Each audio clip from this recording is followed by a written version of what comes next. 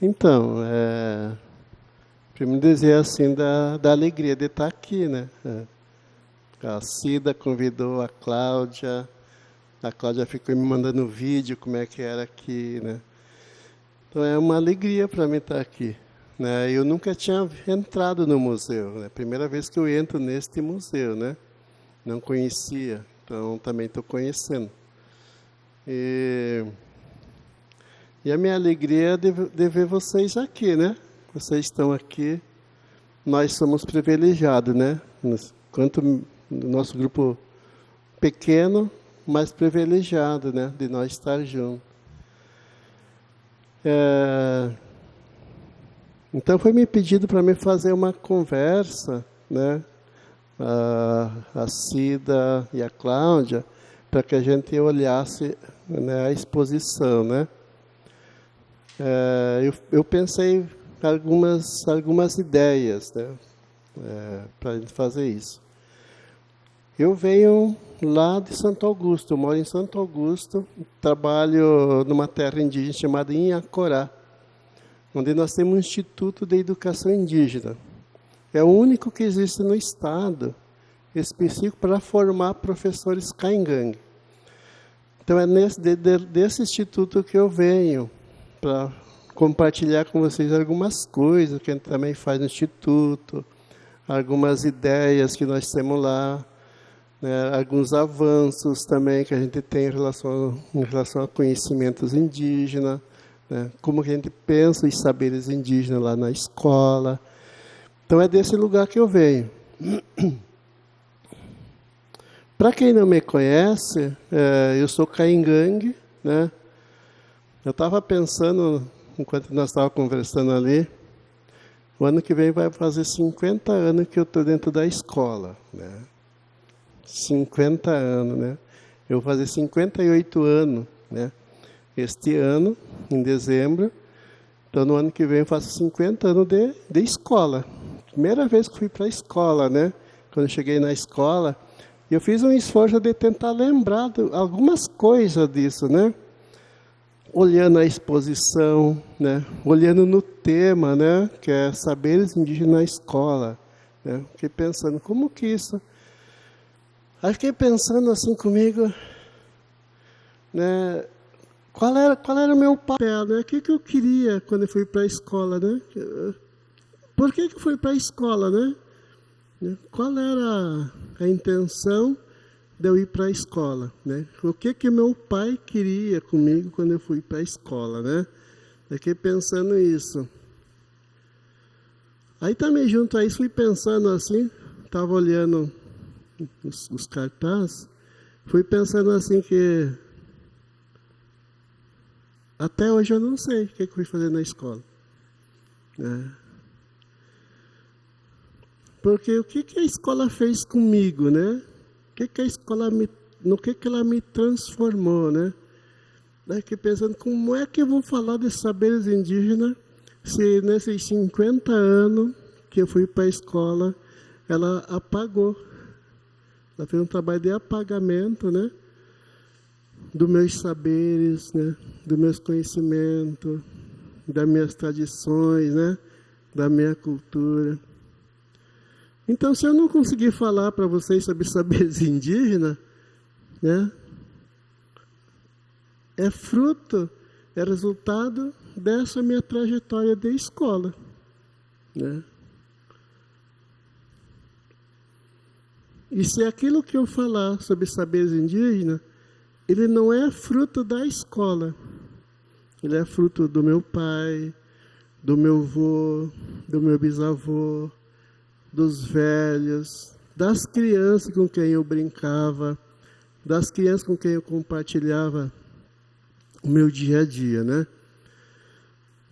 Então, veja, né? Se nesses 50 anos que fui para a escola, eu aprendi a falar bem português, pelo menos, né? Eu falo bem português, né? Escrevo mais ou menos, né? Mas perdi a minha língua, né? Perdi a minha língua, né? Que foi um outro esforço muito grande para me retomar a minha fala em Caingangue, né?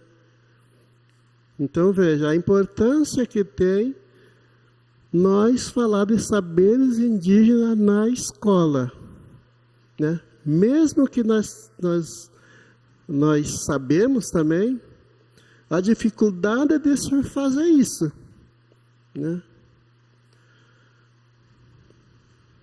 Então, essa dificuldade que nós temos de fazer isso acontecer na escola me traz até aqui, né, para fazer essa reflexão, né, partindo da minha trajetória enquanto aluno, né, enquanto estudante indígena, desde a minha chegada na escola aos 8 anos, até chegar ao doutorado, que é 4 anos atrás, né, até chegar ali, né. Foi bem legal ter me convidado, Cida, para isso, né? Porque eu tive que fazer uma reflexão, né, mais profunda da minha existência enquanto saberes indígenas, né? Então, eu acho que quando nós trabalhamos, quando nós se esforçamos, quando nós discutimos, né, saberes indígenas na escola, nós estamos tentando compreender esse processo, né? Então, por isso que nós somos privilegiados de estar aqui, né? Nós somos privilegiados de estar aqui. Isso aconteceu com todos os povos indígenas, não tem nenhum que escapou desse processo, né? Mas então, quando eu vou para a escola, eu tenho certeza absoluta que eu tinha muitos saberes indígenas, muitos, né? Aí fiquei lembrando duas coisas importantes, né, que o meu pai repetiu comigo. Quando eu ia na escola, até o meu 5º ano, 5ª série, nos fins de semana meu pai levava para o mato, para nós fazer pescaria, para nós caçar, para nós dormir lá no mato, fazer escuta do mato, né? Então, sempre ele fazia isso. Isso, no entendimento do meu pai, a escola não ia fazer e não faz, né? Quer fazer essas outras escutas. Que para ele eu poderia perder isso. E durante o mestrado, 2012, 14, eu morava um pouco em São Leopoldo. Ficava um pouco ali, um pouco para cá. E quando eu ia lá para a casa do meu pai, ele repetia a mesma coisa. Ele pegava, chegava lá, dormia, no outro dia, ele dizia assim para mim, vamos no mato? Né? Daí nós vamos fazer o que no mato? Vamos procurar tirar mel, né? Então nós ia tirar mel com ele, né? Procurar abelha, né? Procurar as abelhas onde nós ia encontrar o mel. Então nós ia lá fazer. Aí ele dizia assim, vamos dormir, hoje a gente vai dormir aqui no mato. Então, lá estava nós, dormia lá para fazer pescaria. Então, olha, eu já estou no mestrado já dos 40 anos. Então, dos 8 anos aos 40 anos, ele tinha essa preocupação de eu não perder isso. Né? De eu não perder isso. Né? Então, quando nós pensamos saberes indígenas na escola, e tentar compreender que esses conhecimentos, eles estão muito vivos, muito presentes entre os indígenas, né? Que eles estão assim, pedindo permissão para ser falado. E a escola não dá espaço para isso, né? Se nós tentar compreender a escola, compreender as políticas públicas da escola, né? Essa semana eu estive numa escola fazendo uma discussão com os professores, eu e minha colega Adriana Colle, vamos fazer formação com os professores indígenas, porque eles não entendem como trabalhar a BNCC, né? Como eles não entendem como que eles trabalham as habilidades que estão na BNCC. Isso na escola indígena. Enquanto isso, nós discutimos saberes indígenas na escola. Então, qual é o espaço que esses saberes estão tendo na escola quando nós pensamos em políticas públicas para as escolas? Né? Quais são os conhecimentos que esses indígenas carregam dentro de cada indígena? Como é que ele se manifesta na escola, enquanto nós temos uma lei, né, mal entendida, mal interpretada, e os indígenas das escolas, falando das escolas Caingangue, né, elas seguem a BNCC, né, com suas habilidades. Então fica difícil nós pensar, né, esses conhecimentos que estão aqui, né? Esses conhecimentos que estão aqui, né? Quando nós olhar para essa foto, olhar para essa senhora, olhar para a imagem que foi pintada, foi desenhada, olhar para isso e perceber assim, o que está por trás de cada ruga dessa senhora, né? O que está por trás do rosto dessa senhora, a gente vai perceber que o quanto está longe de nós fazer saberes indígenas na escola. Né? Então, acho que é importante olhar isso. É importante nós pensar isso. Né? Talvez a gente possa dizer assim, mas o Bruno não é mais indígena, né? Porque ele fala português, né? Usa um tênis, usa um celular, tem roupa, não é mais indígena. E é isso que acontece. Quando eu estava vindo aqui, para cá, para o museu, né, encontrei um senhor ali, ele disse para mim, como é que vocês estão na aldeia? Né? Então, essas falas, né, são falas preconceituosas, são falas discriminatórias, são falas que te negam, né? Então, quando tu olha para o rosto de uma senhora assim, né, ao longo da sua existência, ela foi pedindo para fazer essas escutas dessas falas, desses saberes. E os indígenas têm muitos saberes, né? Eu estava almoçando aqui na esquina, assim, né? Estava comendo lá. Daí eu estava olhando, né? Quantas comidas indígenas estão naquele buffet, né? Tem comidas indígenas no buffet, né? Tinha mandioca, tinha batata, tinha feijão, né? Tinha carne assada, né? Quantas comidas indígenas estão naquele buffet ali que a gente diz que desconhece isso, né? São saberes indígenas, né? Os Caingangue, por exemplo, assim, eles comem folha de mandioca brava, né? Daí eu gosto de brincar, né? Que o laboratório dos Caingangue era... Porque para comer a mandioca brava como alimento, tem que cozinhar ela pelo menos 4 vezes, né? Para desintoxicar ela. E como é que eles chegaram a esse ponto de que tinha que cozinhar 4 vezes para depois consumir ela, né? Como é que eles fizeram isso, né? Como é que eles construíram esse laboratório de experimento deles, né? Quantos Caingangue morreram, quem sabe, eles morreram, deram na primeira fervida lá, deram para um comer, escolheram 10, vão fazer experimento em 10, né? Morreu os 10, né? Então eles foram fazendo isso, né? Até chegar ao ponto que nenhum deles morreram mais, né? Imaginamos isso, né? Porque eles chegaram num ponto que aquilo era consumível. Isso é sabedoria. Isso são conhecimento. A complexidade daquele conhecimento os Caingangue têm nisso, né?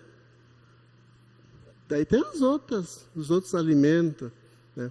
Então depois vocês vão sair olhar. Quando a gente olha aquela senhora que está lá, né, Dona Maria, né, lavando a cabeça da pessoa com remédio, né? E nós falamos de remédio, não é chá, é remédio. Né? Nós olhamos assim, nós não chamamos, isso aí é xamanismo, né? Não tem nada a ver, né? Mas o tamanho da força espiritual que está numa relação que essa mulher constrói com a natureza, né? A relação de interdependência que ela vai construindo com a natureza para provocar a cura, né? E quantos remédios que estão nas nossas farmácias, nas farmácias da cidade, que saíram dessas essências, dessas descobertas que os indígenas fizeram. Então, eles vão construir essa... Mas quando eu estou falando dessa senhora que está mexendo no remédio, né, é para que a gente consiga pensar como é que esses indígenas, caingangues ou não, constroem essa relação de interdependência com a natureza. Lá onde eu moro, onde fica o instituto onde eu trabalho, tem muito mato. Mas é o único lugar que tem mato é ali.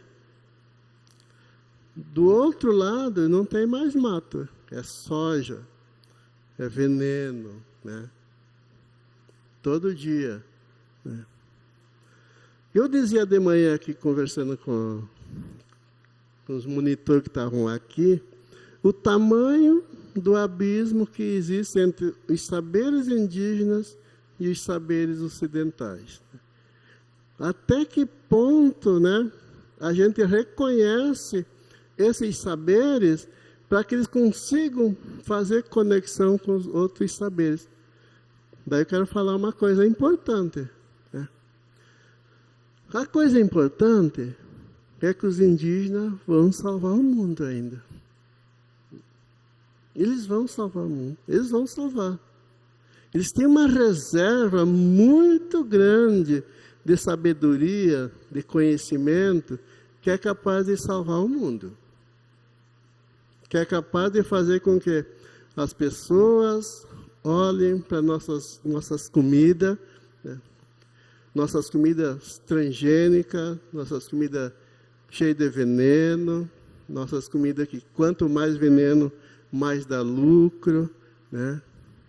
E os indígenas estão num esforço enorme. Por isso, a ideia da escola intercultural. Né? Por isso, a ideia da interculturalidade. Que, no meu entendimento, e de outros parentes indígenas, como Gerson Baniwa, a ideia da interculturalidade é uma outra sociedade. Né? Uma outra sociedade. E aí nós temos que discutir o que é isso. Nós temos que compreender o que é isso. E as nossas escolas indígenas elas têm como conceito a interculturalidade. Talvez nós tenhamos que pensar por que a escola indígena ela tem que ser intercultural, né, no papel, se os indígenas têm na sua existência a interculturalidade como prática. Né? Eu vi um dia num grupo de WhatsApp, né, que nós temos, né, a gente começou uma discussão bem braba lá, né? E a professora Cida escreveu assim: a interculturalidade é vivencial, né? E ela é prática. Ela é prática. E nós vivemos o discurso da interculturalidade enquanto discurso, né? Então nós temos que avançar nesse processo, né? Avançar, né? Dar um passo para frente para que esses saberes indígenas eles consigam vir fazer coro dentro da escola indígena. Né? Eles têm que vir fazer coro dentro da escola indígena, dentro da matemática, dentro da história, dentro da geografia, nas ciências, né? A própria aula de português, né? Como que ela faz essas reflexões. Então, ela precisa desse passo, né? Então, os indígenas têm isso. Eles têm uma prática intercultural, uma prática vivencial, né? Na comunidade que eu moro, é muito interessante. Nós temos no nosso calendário escolar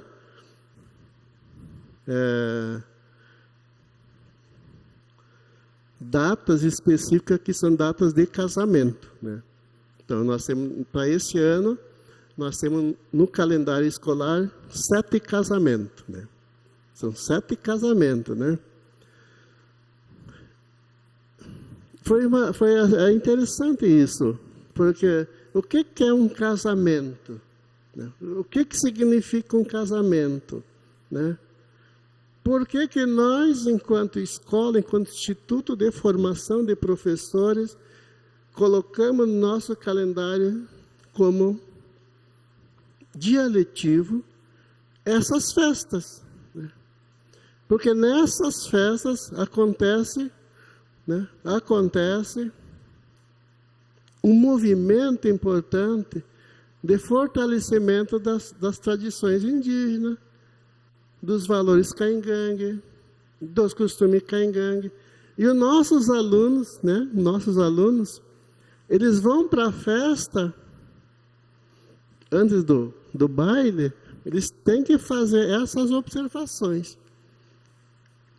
Por que o conselheiro do casamento, né, que lá o casamento caingangue são os conselheiros que faz, por que ele faz uma fala, né, de aconselhamento?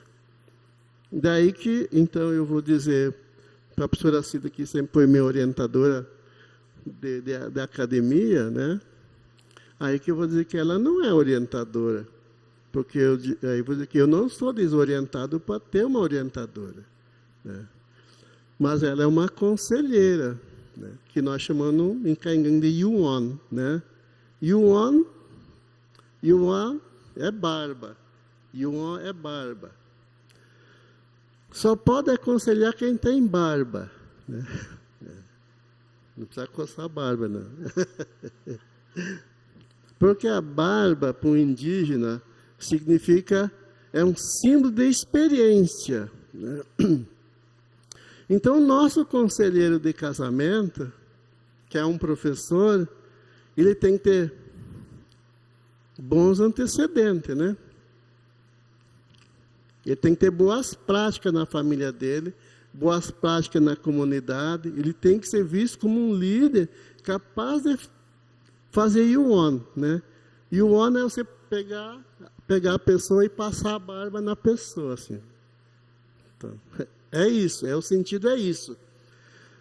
E só ele, então, pode fazer isso. Então, isso, né, quando os alunos vão para a festa e vão fazer essa observação e traz para dentro da sala de aula como reflexão, nós estamos fazendo saberes indígenas na escola.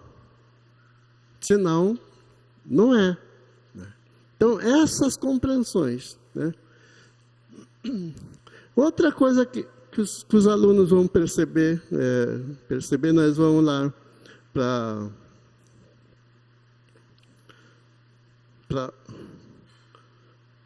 para ver, né, para sentir, é como é que os não indígenas se comportam na festa, né?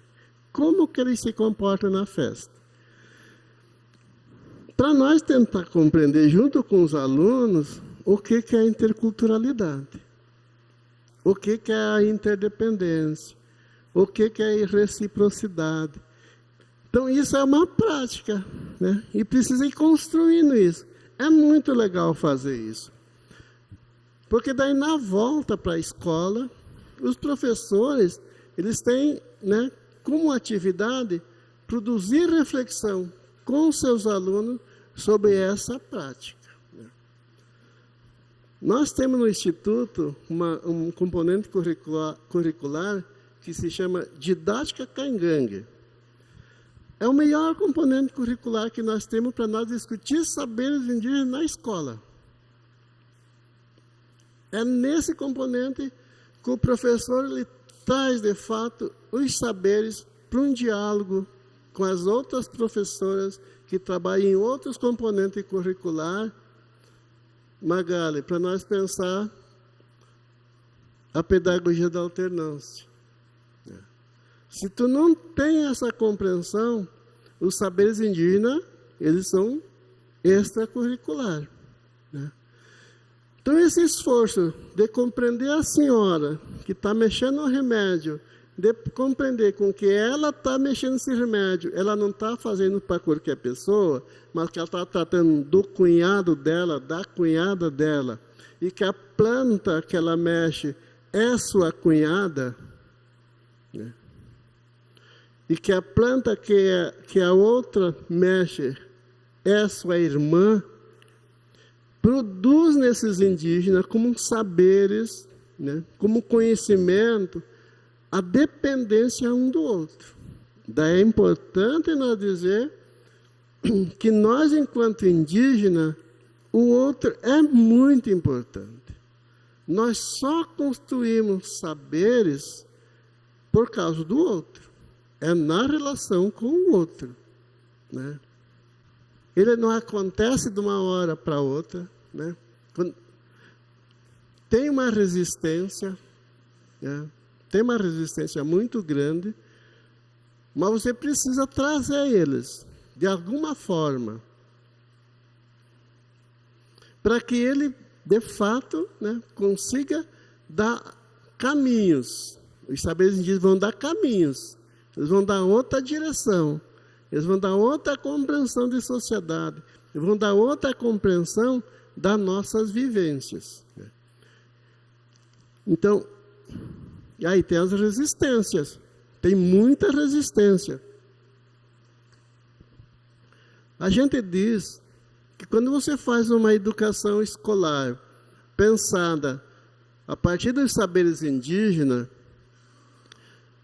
você está produzindo, está construindo uma sociedade humana. Humana. Você não está construindo, você não está produzindo uma sociedade individualista, mas sim uma sociedade coletiva. E aí é importante nós olhar isso, compreender esse processo. De que a gente precisa, então, dar vozes para essas falas que estão aqui nos saberes indígenas.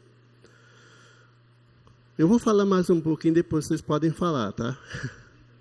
Então tem outras coisas importantes disso aqui que vocês vão olhar. Naquela exposição onde tem um material didático indígena, né? Às vezes, as próprias escolas indígenas não dão importância para isso, né? Porque nós estamos treinados para não olhar isso. Eu estou dizendo de mim, né? Eu estou falando de mim. Eu fiquei 50 anos na escola, todo dia treinado para não olhar para esse tipo de material, né? Para olhar o material didático, né? Na minha época, o boi babava, né? O boi baba, né? Quando eu ia sendo alfabetizado, né? Então, era muito mais olhar para o boi que baba do que olhar para aquilo que o meu pai estava querendo me ensinar. Então, acho que isso é importante nós compreender. O material didático. Quando eu falo do professor, nosso professor no Instituto de Didática Caingangue, Magali, Cida, né? Falando para as duas que elas estão mais aqui perto, aqui, olhando para mim, né? Nós estamos trabalhando porque a gente reclama assim, porque não tem material didático, porque não sei o quê, porque... como é que eu vou trabalhar com os indígenas se não tem material didático, né? Essa é a nossa... Na escola indígena, estou falando da escola indígena. Aí nós estamos querendo, junto com o professor, mostrar, Cida, que está lá na minha tese, que o material didático indígena ele é vivo, que ele se movimenta, que ele não é uma coisa que você vai lá, faz xerox e dá para o outro. Não, que ele ele se movimenta, né? Então, esse professor, 10 anos, tá? 10 anos de instituto. Nós temos 10 anos agora em março. Em 10 anos ele ficou procurando o que fazer com esse componente curricular. Depois de 10 anos, ele se deu conta que o material didático dele está ali do lado dele. É muito interessante isso.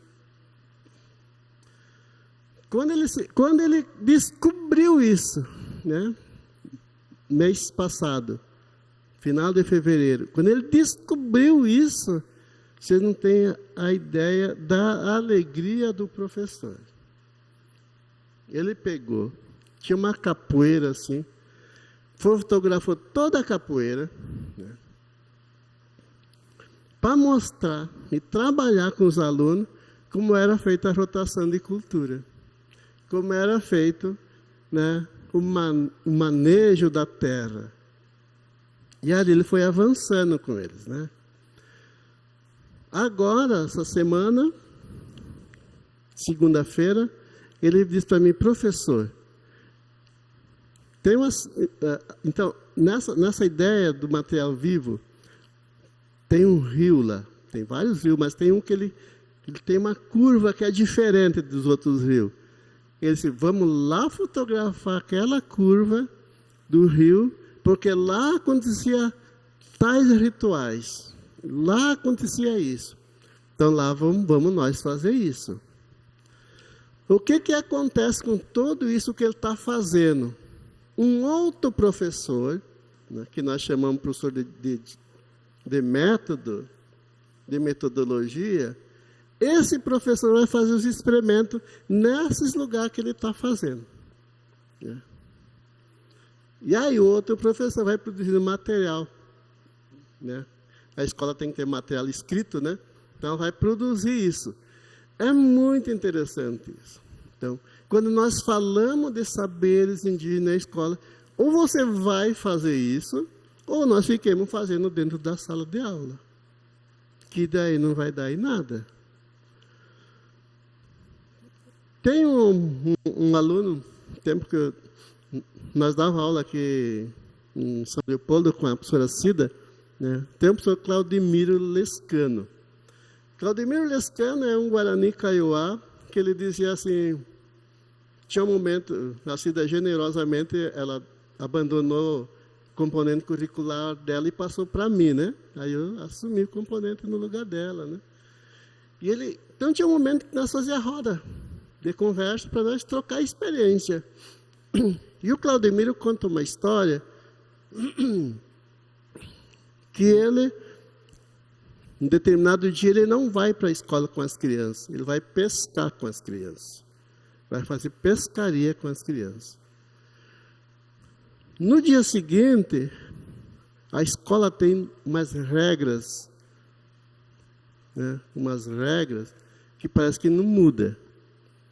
Que o professor que não foi para a escola tem falta. Se eu não chegar lá na escola, o diretor vai me dar falta, né? Vai me dar falta, hein? Aí vão descontar no meu salário lá, né? Um descontinho lá, né? Aí ele diz: professora, mas eu dei aula para as crianças. Eu disse: mas tu tinha que vir dar aula aqui. Ele disse: mas eu tinha que ensinar essas crianças a pescar. E como que eu vou ensinar as crianças a pescar se o rio está lá? Aqui é que eu não consigo ensinar eles a pescar.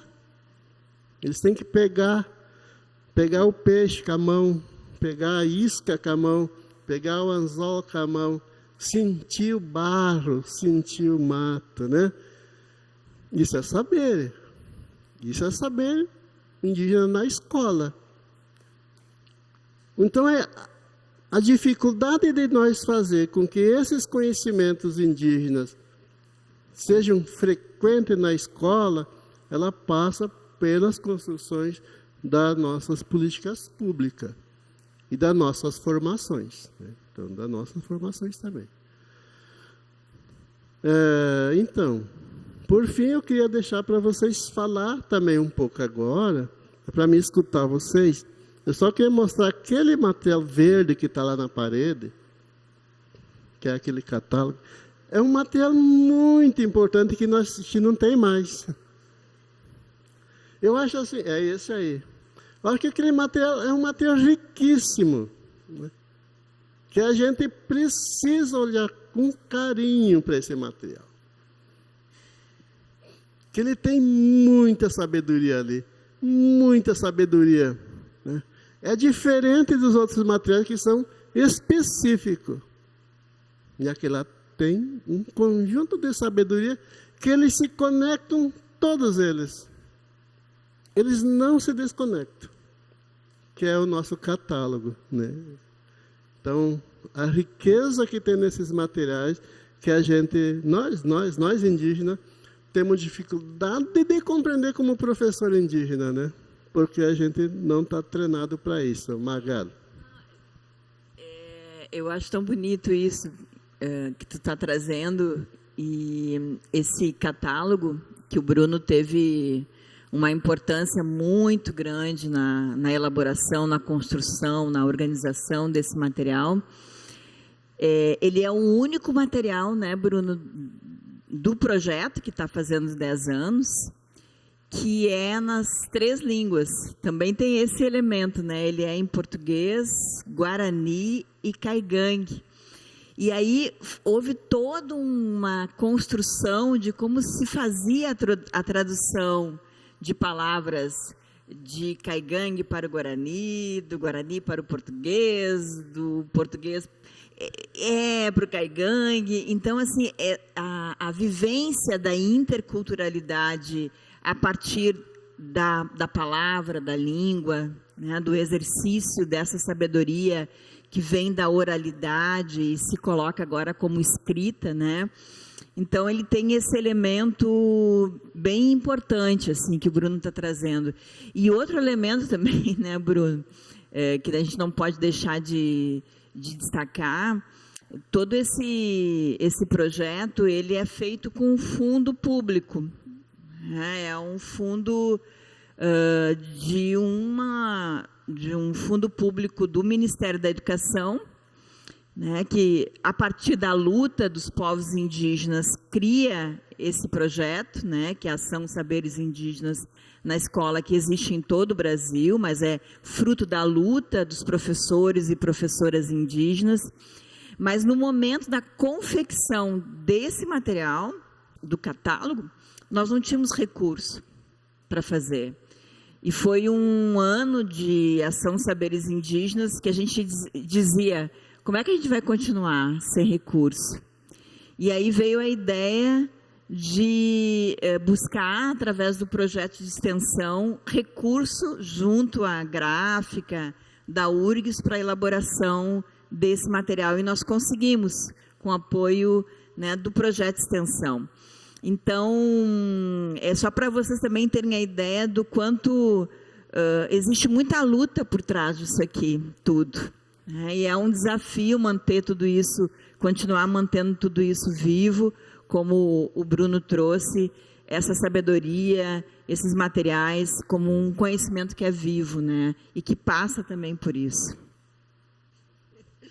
É óbvio que, fruto da luta deles, é importante que esse material exista para esse trabalho cotidiano na escola, mas eu acho que o importante desse projeto, mesmo que a gente não esteja no projeto, atuando diretamente, e nem em sala de aula numa escola indígena, é a gente também, nós todos, esteja onde estivermos, aprender a aprender novamente, né? Assim, eu acho que o fato de conviver com o Bruno, de conhecer o projeto, de conhecer a Cida Magali, todos os professores não indígenas que fazem parte dos saberes indígenas na escola, todos os professores, lideranças, crianças das comunidades que participam, também é um momento de aprendizagens e de sabedorias, e que a gente pode levar para outros momentos da vida da gente, né? No nosso trabalho cotidiano, inclusive na URGS.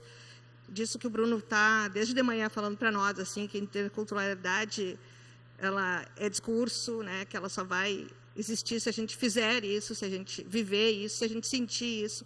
E eu acho que é um pouquinho, assim, conviver com o Bruno e com todos os outros alunos da universidade, das diferentes etnias e das lideranças e as próprias comunidades, é isso, é um pouco a gente aprender dessas sabedorias e aprender a aprender, que eu acho que é o principal. Que é uma outra forma de aprender, né? A gente que inclusive o Bruno está dizendo, né? Eu fui formatado assim para aprender assim, mas vamos tentar aprender de outra forma, que é essa, conversando, vendo, vivendo, em silêncio também, né? Eu que sou a caturrita do grupo aqui, eu estou aprendendo a amarrar o bico assim para poder escutar também, né?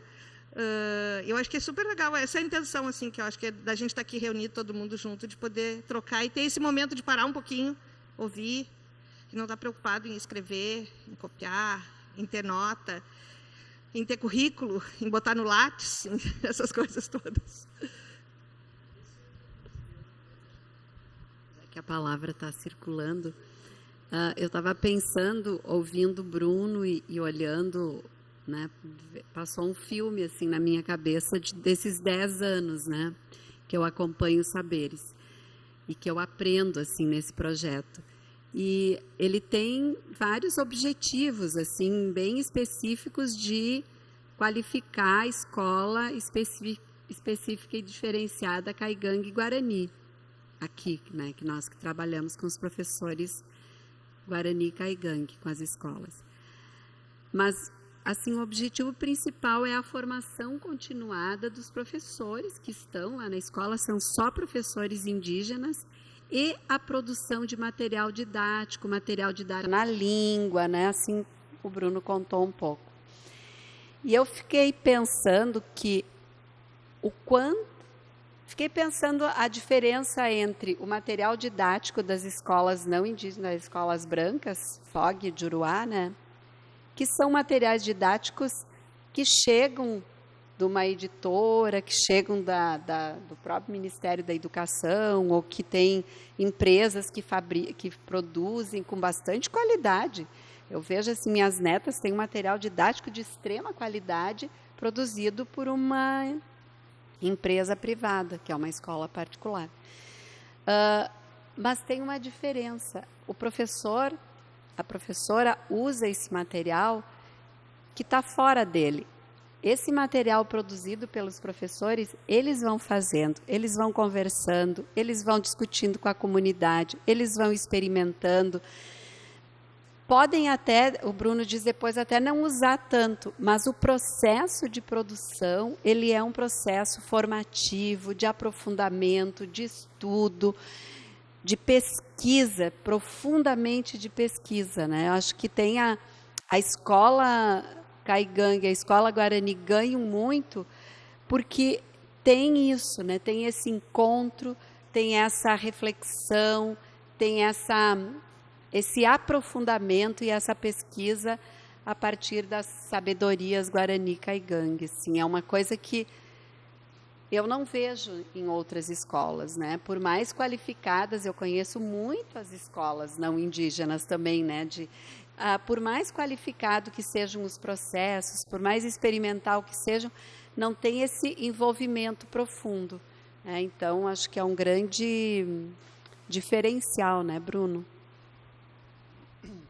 Porque também é um trabalho construído com muita pesquisa, né? Com muita pesquisa dos professores indígenas, que envolve, não é só os velhos, envolve as crianças, envolve os jovens, tem uma certa experimentação nesse material. Eu estou dizendo assim, como é que esses saberes eles vão para a escola, que nós temos saberes indígenas na escola. Como que eles vão para a escola? Como eu estou falando como um professor de um instituto, que tem professoras, colegas, que não querem saber disso, né? Eles querem saber de outro material, né? Então, como é que nós vamos convencendo eles a fazer isso? Como é que nós vamos convencendo para que esses saberes, de fato... Nós temos tido alguns avanços, por exemplo, nas aulas de biologia no Instituto, né? Agora, são 2 anos que eu estou na coordenação. Esse ano nós temos uma equipe bem boa, de 5 pessoas, trabalhando muito em cima disso, né? As aulas de biologia no Instituto, a professora não pode começar a dar aula de biologia sem primeiro compreender as narrativas. É a partir das narrativas que ela tem que dar aula. É dali que ela parte as aulas dela. Porque também é uma ideia... Pois é, eu passei um tempão estudando, né? Estudando, né? Fiz mestrado, fiz doutorado. A minha colega fez doutorado. Nós temos mais 2 colegas lá que fizeram mestrado, né? Nós temos 6 professores que fizeram curso intercultural, né? Tem uma qualidade. Então, a gente precisa pensar, de fato, a partir dessas qualificações que nós temos, para que esses saberes, eles vão para dentro da escola, né? Para que eles vão dialogar nas comunidades indígenas. Então, porque são pesquisas muito bem aprofundadas, né? Ela não é uma pesquisa que a gente faz na universidade, mas é um outro jeito de pesquisar, um outro jeito de construir. Então, acho que isso é super importante. Eu queria, se ninguém mais quer falar, né, eu dividi uma fala em 2 partes, né? Uma segunda parte que eu queria pensar com vocês é quais são os conhecimentos que estão na escola. De onde são os conhecimentos que estão na escola? Quais são, né, os seus princípios? Por que os indígenas são obrigados a compreender a matemática moderna? Por que as escolas indígenas hoje, nos seus componentes curriculares, aumentou as aulas de português e diminuiu a aula de línguas indígenas? Por que isso? Quais são os conhecimentos, né, que estão nessa escola quando nós falamos de saberes indígenas na escola? Quais são os espaços, né, que esses conhecimentos indígenas estão ocupando dentro desses componentes curriculares? Por isso, o nosso planejamento lá no Instituto é que esse grupo que tem essa formação mais específica e qualificada puxe, de fato, esses saberes. É a partir desses saberes, né, que a gente precisa fazer. Porque até então, sempre as atividades, como tomar banho, como fazer as pescarias, fazer nossas comidas, eram extracurricular, eram fora do currículo. E a gente está num trabalho de trazer para os currículos. Porque a gente precisa mostrar que aquele conhecimento hoje que tem dentro desses componentes curriculares, eles têm que fazer, né, um efeito de fortalecimento da identidade desses povos indígenas. E se nós conseguir construir a faculdade indígena, são esses princípios que vão dar direção para as faculdades indígenas, com muito esforço, né? Os cursos interculturais, eles partem desses princípios, né? Desses princípios dos conhecimentos, dos saberes indígenas, dessas outras, né? A gente diz assim, outras pedagogias, outras epistemologias, né? Então, compreender a escola que nós temos hoje é você olhar, analisar, pensar e dizer como que eu vou construir essa escola. Para vocês terem uma ideia, semana passada o Instituto acabou, né? Morreu assim, né? O Estado, ele criou uma matriz curricular que acabou com o nosso Instituto. A Magali me passou o contato do Ministério Público para me fazer trabalho, né? Nós perdemos aula de didática caingangue, de metodologia caingangue, de língua caingangue, de valores da cultura caingangue, de seminário da cultura caingangue, arte caingangue, a gente perdeu tudo. No lugar dessas veio religião, didática da religião, e aí foi uma lista, né? E a gente teve que resistir a isso.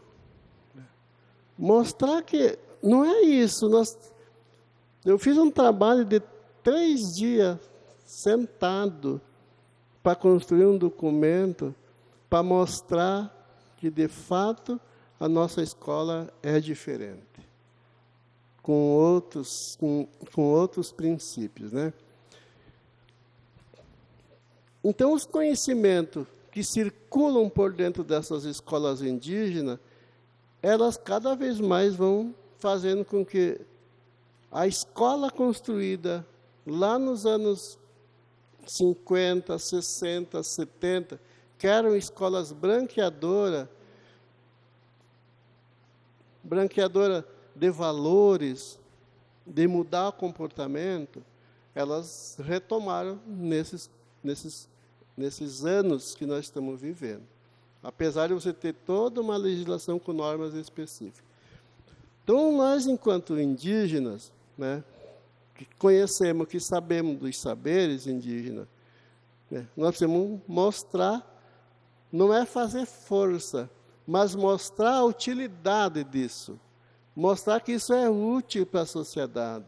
Não é útil. Os indígenas sabem viver. Nós precisamos mostrar para outra sociedade que vive de forma diferente, que vive uma desigualdade enorme, né? Nós temos que mostrar isso para a sociedade. Nós vamos viver do nosso jeito, né? Mas nós queremos mostrar, nós queremos contribuir com a sociedade, né? Trazendo nossos saberes. Por isso que eu estava dizendo, né, que os indígenas vão salvar o mundo. Né? Os indígenas vão salvar o mundo, né? A partir desses modelos que eles vão mostrando, né? Só que ele não pode ser distorcido, como é distorcido o cooperativismo. O cooperativismo ele é olhado para os indígenas, compreender os indígenas como eles viviam nas suas cooperações, e surge o cooperativismo para beneficiar um grupo, e não mais a coletividade. Então, precisa compreender também esse processo, né, de que os indígenas têm isso. Acho que é isso.